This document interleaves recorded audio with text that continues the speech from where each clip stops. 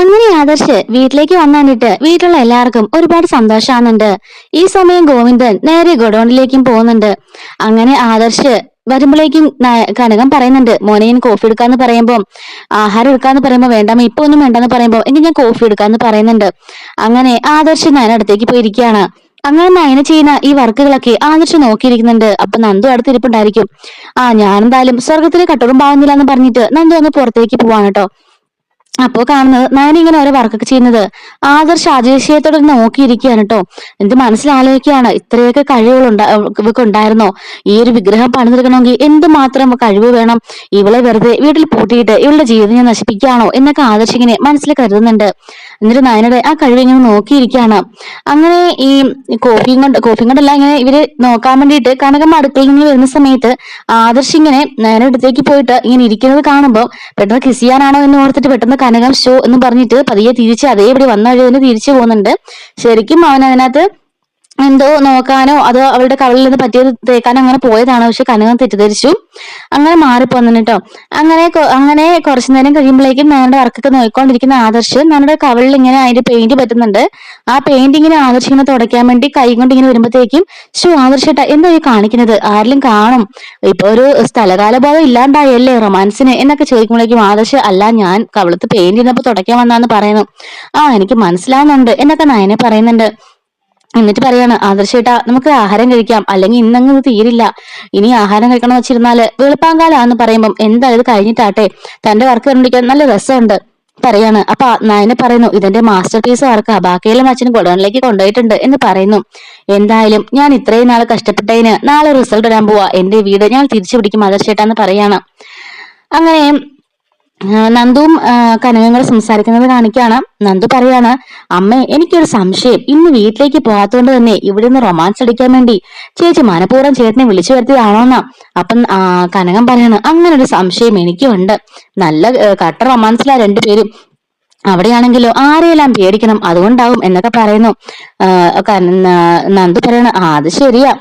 എന്നിട്ട് പറയാണ്, ആ അമ്മായിമ്മയാണെങ്കിലോ ഒരു സ്വൈരിന്റെ മൂക്ക് കൊടുക്കില്ല, ഇപ്പൊ ഒരാഴ്ചയായിട്ട് കുഴപ്പമില്ലെന്നാ പറയുന്നത്.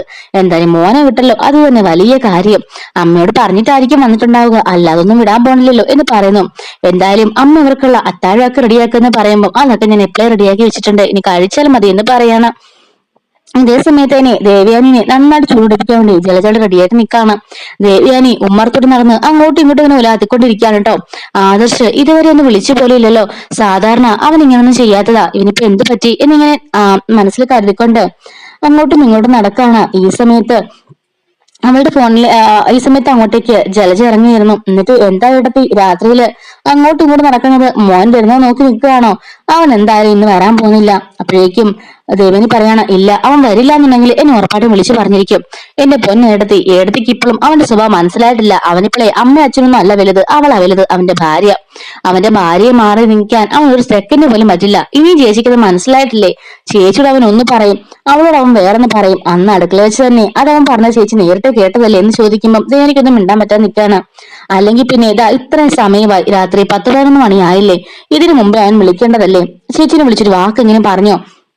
അങ്ങോട്ടേക്ക് പോയിട്ടുണ്ടെന്നുള്ള കാര്യം ചേച്ചി അറിഞ്ഞതല്ലേ? അപ്പൊ അവന് വിളിച്ച് ചേച്ചിട്ട് വാക്ക് പറയാറുന്നല്ലോ, അതും പോട്ടെ, ഇന്നവിടെ സ്റ്റേ ചെയ്യുകയാണെങ്കിൽ അതൊന്നും വിളിച്ച് പറഞ്ഞൂടെ? അപ്പോഴേക്കും ദേവനി പറയണ, അവൻ എന്തായാലും അവിടെ സ്റ്റേ ചെയ്യാനൊന്നും പോകുന്നില്ല, കുറച്ച് താമസിക്കായിരിക്കും, എങ്കിലും അവൻ ഇപ്പൊ തന്നെ വരും എന്ന് പറഞ്ഞ് ദേവേനെ നോക്കി നിൽക്കുമ്പോൾ ആ ചേച്ചി അവിടെ കാത്തു നിന്നു. എത്ര വേണം ചേച്ചിയുടെ തലയെ കയറില്ല എന്നൊക്കെ പറയുമ്പോഴേക്കും ദേവേന ഇങ്ങനെ ആലോചിച്ചുകൊണ്ട് നിൽക്കാണ്. ഇത്രയും കാലമായിട്ടും ഇതുപോലെ ആദർശ് ചെയ്തിട്ടില്ല, ഇപ്പോഴാണ് ആദ്യമായിട്ട് തന്നെ വിളിച്ചു പറയാതെ ഇങ്ങനെ സ്ഥലത്തേക്ക് പോകുന്നത് എന്ന് ദേവേനി മനസ്സിൽ കരുതിക്കൊണ്ട് നിൽക്കുന്നു. ജലജയാണെങ്കിലോ ഇറുതിയിൽ എണ്ണ ഒഴിക്കാൻ വേണ്ടി ഇങ്ങനെ പറഞ്ഞുകൊണ്ടേയിരിക്കാണ്. അങ്ങനെ ജലജ നേരെ അബിയുടെ മുറിയിലേക്ക് ചെല്ലുമ്പം അബിയോടുണ്ട്. അബിയോട് ചോദിക്കാണ്, എന്താടാ എല്ലാ കാര്യങ്ങളും? അമ്മേ ഞാൻ അവരോട് പറഞ്ഞ് എല്ലാം സെറ്റാക്കിയിട്ടുണ്ട്, ഇന്ന് രാത്രി തന്നെ അവർ അങ്ങോട്ടേക്ക് പോകും. അങ്ങനെ അബി ആ റൗഡികളെ വിളിക്കുന്നുണ്ട്. അപ്പൊ റൗഡികള് ആ ഒരു ഗോഡൌണിന്റെ വാതിക്ക് വന്നിട്ട് പറയാണ്, അബി സാറേ, അവിടെ ആ നയനയുടെ അച്ഛൻ നിപ്പുണ്ട്, അത് മാത്രമല്ല വേറെ കാവൽക്കാരനും കൂടെ ഉണ്ട്. അപ്പൊ അബി പറയാണ്, വെയിറ്റ് ചെയ്യുക, അവർ ചിലപ്പോ അവിടെ നിന്ന് ഇറങ്ങി പോവായിരിക്കും, ആ സമയത്ത് എടുത്താൽ മതി എന്ന് പറഞ്ഞ് വെയിറ്റ് ചെയ്ത് നിൽക്കുകയാണ്. അപ്പൊ ജലജ ചോദിക്കുകയാണ്, എന്തായടാ അവിടെ ഇപ്പൊ അവരുടെ അച്ഛനും ആ വേറൊത്തനും ഉണ്ട്, അവർ രണ്ടുപേരുടെ സാധനമൊക്കെ പറക്കി ഇറക്കി അടുക്കിക്കൊണ്ടിരിക്കുകയാണ്, അത് കഴിയുമ്പം അവര് പോവായിരിക്കും എന്ന് പറയുന്നു. എന്തായാലും ക്ഷേത്ര കമ്മിറ്റിക്കാരൊക്കെ അറിഞ്ഞ നല്ല പണിയായിരിക്കും, കുടുംബത്തോടെ വേണമെങ്കിൽ കത്തിക്കും എല്ലാവരും എന്നൊക്കെ പറയാണ്. അപ്പോഴേക്കും അബി പറയാണ് എല്ലാണോ കുടുംബത്തോടെ നാണം കിടണം, നടുറോട്ട് വന്ന് നിൽക്കണം എന്നൊക്കെ പറയുന്നു. അപ്പൊ ജലജ പറയുന്നുണ്ട്, നീ കെയർഫുൾ ആയിരിക്കണം, പോലീസിലെങ്ങാനും അറിഞ്ഞാൽ അറിയാലോ, അവസാനം പെരുവഴിയിൽ നിന്ന് കരയാൻ പോകുന്നത് നമ്മളായിരിക്കും എന്ന് പറയുന്നു. അപ്പൊ അബി പറയാണ്, ഇതങ്ങനെ ഒട്ടുന്ന ആൾക്കാരൊന്നും അല്ലമ്മേ, വിശ്വസിക്കാം എന്ന് പറയുന്നുണ്ട്. ദേവേനാണെങ്കിലും അവിടെ ചൂട് പിടിച്ചിരിക്കുക, ഇതുവരെ ആദർശ് വന്നിട്ടില്ല. ആദർശേട്ടൻ എങ്ങോട്ട് പോയി എന്ന് അബി ചോദിക്കുമ്പം ആദർശ് നയനയുടെ വീട്ടിലാ. നയനയുടെ വീട്ടിലോ? ആ അതെ, മുത്തശ്ശനെ വിളിച്ച് പറഞ്ഞു അവളെയും കൂട്ടിക്കൊണ്ടേ വരുവുള്ളെന്ന്. ഇത്രയും നേരമായിട്ട് അവൻ വന്നിട്ടില്ല, അതിനർത്ഥം അവളുടെ കൂടെ അവിടെ തന്നെ സ്റ്റേ ചെയ്യാനുള്ള പരിപാടിയാന്ന് തോന്നുന്നു. അബി പറയാണ്, അമ്മ എന്തെങ്കിലും പ്രശ്നം ഉണ്ടാവോ ഗോഡൌണിൽ നിന്ന് സാധനം ഇറക്കുമ്പം? അപ്പം ജലജ പറയാണ്, എന്തായാലും എത്രയും പെട്ടെന്ന് സാധനം ഇറക്കി കടത്തണം, നാളെ അവർക്ക് കൊടുക്കാനുള്ള സാധനം കാണാൻ പാടില്ല, അതിനു മുമ്പേ നശിപ്പിച്ച് കളയണം. ആദർശക്കാർ ഇതിനു മുമ്പ് തന്നെ നശിപ്പിച്ച് എല്ലാ സാധനങ്ങളും നശിപ്പിച്ച് കളഞ്ഞേക്കണം എന്ന് പറയുകയാണ്. അങ്ങനെ അബി അവരെ വീണ്ടും വിളിക്കുന്നുണ്ട് കേട്ടോ. എന്നിട്ട് പറയാണ്, എല്ലാം കെയർഫുൾ ആയിട്ട് ചെയ്യണം, പ്രതിമയാണെന്ന് കരുതി നിങ്ങൾ അസാൾട്ടായിട്ട് ഇരിക്കാൻ പാടില്ല. അതുപോലെ തന്നെ ആ ഗോവിന്ദൻ അവിടെ നിന്ന് പോയെന്ന് ചോദിക്കുമ്പോൾ, ഇല്ല സാറേ പോയിട്ടില്ല, അയാളും അവിടെ തന്നെ ഉണ്ട്. അതുപോലെ തന്നെ ആ കാവൽക്കാരൻ അവിടെ തന്നെ കിടക്കാനുള്ള പരിപാടിയാന്ന് തോന്നുന്നേ, ഇവരിന്ന് ഇവിടുന്ന് പോകുന്നില്ലാന്ന് തോന്നുന്നു. അബി പറയണ, ഈശ്വര എല്ലാം കുഴഞ്ഞല്ലോ, അങ്ങനെയാണെങ്കിൽ നിങ്ങളൊരു കാര്യം ചെയ്യാം, അയാൾക്കിട്ട് 2 കൊടുത്തിട്ടാണെങ്കിലും കുഴപ്പമില്ല, പ്രതിമകൾ എന്തായാലും ഇന്ന് അവിടുന്ന് കടത്തിയിരിക്കണം, ഇരു ചെവി അറിയാൻ പാടില്ല, സൗണ്ട് പുറത്ത് കേൾക്കാൻ പാടില്ല, അയാൾക്ക് 2 കൊടുത്തിട്ട് ആ പ്രതിമകൾ എത്രയും പെട്ടെന്ന് കടത്തണം എന്ന് പറയുമ്പം, അതൊക്കെ സാർ ഞങ്ങൾക്ക് വിട്ടേക്ക്, രാവിലെ എണീക്കുമ്പം ഇവിടെ പ്രതിമകളൊന്നും കാണില്ല, അത്രയും പോരെ, അത് മൊത്തം ഞങ്ങൾ നശിപ്പിച്ചിരിക്കും എന്ന് പറയാണ്. അബി പറയാണ്, എന്തൊക്കെ ചെയ്താലും എനിക്ക് അത് മാത്രം കേട്ടാ മതി എന്ന് പറയുന്നുണ്ട്. അങ്ങനെ നയനയുടെ വീട്ടില് വീണ്ടും നയന ഇങ്ങനെ വരയ്ക്കുന്നതൊക്കെ ആദർശ് ഇങ്ങനെ നോക്കി നിൽക്കുന്നുണ്ട്. അപ്പോഴേക്കും നന്ദു പറയാണ്, ഇങ്ങനെ ഇരുന്നാ മതിയോ, കഴിയാറായില്ലേ? അപ്പൊ നയന പറയണത് കുറച്ചുകൂടെ ഉള്ളൂ എന്ന് പറയുന്നു. അങ്ങനെ എല്ലാവരും നയനക്ക് ചുറ്റും വന്നിരിക്കുമ്പോഴേക്കും ആ ഒരു ഫൈനൽ ഫിനിഷിങ്ങും കഴിഞ്ഞ് നയന എടുത്തു വെക്കാണ്. അപ്പൊ ആ ഒരു വിഗ്രഹം കണ്ട് ആദർശ് കണ്ണു തള്ളി നോക്കി നിൽക്കാണ്. ആദർശ് ചോദിക്കുന്നു, അല്ല ഇതിന്റെ ഫുൾ പണി നീ തന്നെയാണ് ചെയ്തത്?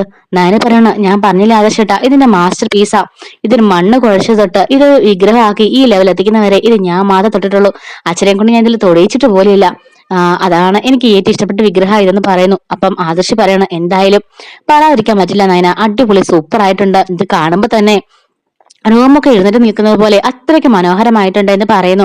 അപ്പോഴേക്കും നന്ദി ചോദിക്കാണ്, എന്റെ ചേച്ചിയെ കുറിച്ച് എന്താ വിചാരിച്ചിരിക്കുന്നത്, ഡിസൈനിങ്ങിൽ എന്റെ ചേച്ചിയെ കഴിഞ്ഞിട്ടുള്ള ആള് ആർട്ട് ഗാലറിയിലെ പണ്ട് ഓരോ ജ്വല്ലറിക്കൊക്കെ ഡിസൈൻ ചേച്ചി വരച്ചു കൊടുത്തിട്ടുണ്ട്. അപ്പൊ ആദർശ് ആലോചിക്കാണ്, അങ്ങനെയാണെങ്കിൽ തന്റെ അനിയത്തി ഓരോ തവണ കൊണ്ടു തന്നോണ്ടിരുന്ന ആ ഡിസൈൻസ് ഒക്കെ ഇവള് വരച്ചതായിരിക്കുമോ എന്ന് സംശയത്തോടുകൂടി ഇങ്ങനെ ആലോചിക്കുന്നുണ്ട്. അപ്പം നന്ദു പറയണം, എന്തായാലും നമുക്ക് ആഹാരമൊക്കെ കഴിക്കാന്ന് പറഞ്ഞിട്ട് ഇവർ ആഹാരമൊക്കെ കഴിക്കുന്നുണ്ട്. ശേഷം നന്ദു പറയണം, നമുക്ക് എന്തെങ്കിലും ഒരു അടിച്ചുപൊളി വേണ്ടേ, ഒരു ചില്ലപ്പ് വേണ്ടേ, എന്തായാലും ദാ സമയം 3 മണിയായി, ഇനിയിപ്പൊ എങ്ങനെ പോവാനാന്ന് ചോദിക്കാണ്. ആദർശ് പറഞ്ഞു, സാരമില്ല ഞങ്ങൾ പോയിക്കോളാം. അതിനെ പറയാണ്, ആദർശിട്ട് ഒരു ഇച്ചിരി നേരം നിന്നിട്ട് നമുക്ക് പോവാം. ശരി എന്ന് പറയുമ്പോഴേക്കും നന്ദു ക്യാമ്പ് ഫയറിനുള്ള പരിപാടിയൊക്കെ റെഡിയാക്കാണ്. എന്തായാലും നമുക്ക് പാട്ടൊക്കെ വെച്ച് അടിച്ചു വിളിക്കണം, ഈ ഒരു ദിവസം നാളെ ഞങ്ങളുടെ ജീവിതത്തിലെ സന്തോഷമുള്ള ദിവസമല്ലേ എന്ന് പറയുന്നുണ്ട് കേട്ടോ നന്ദു.